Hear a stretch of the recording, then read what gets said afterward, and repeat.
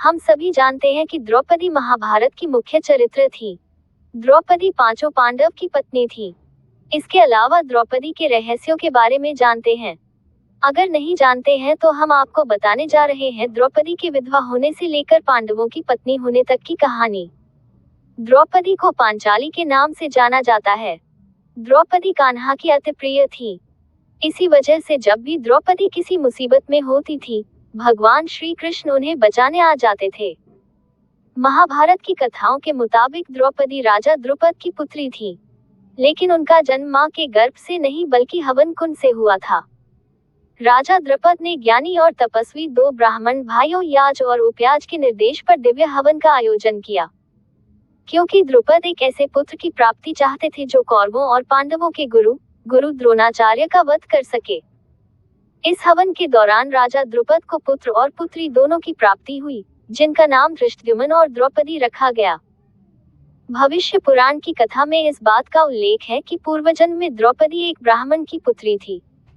इनके पति की मृत्यु हो जाने के चलते इन्हें वैधव्य का सामना करना पड़ता था।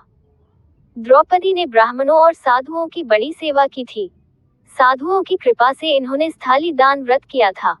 इस व्रत से उन्हें यह वरदान मिला कि वह देवी लक्ष्मी के समान होंगी। पूर्वजन्म में अल्पायु में ही विधवा हो जाने के चलते द्रौपदी ने ऋषियों की सलाह पर महादेव की तपस्या करना शुरू कर दिया। भगवान शिव ने द्रौपदी की तपस्या से खुश होकर दर्शन दिया और वरदान मांगने को कहा। द्रौपदी ने वरदान के तौर पर ऐसा पति मांगा जो किसी एक पुरुष में गुण मिलना आसान नहीं था। इस वरदान के चलते द्रौपदी अगले जन्म में 5 पतियों की पत्नी बनी। द्रौपदी के पूरे जीवन में कुछ भी सामान्य नहीं था।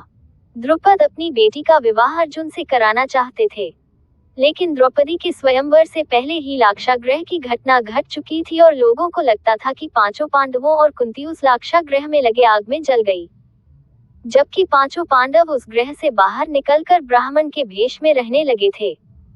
इस दौरान द्रौपदी के स्वयंवर की खबर पाकर पांडव भी ब्राह्मण के वेश में पहुंच गए।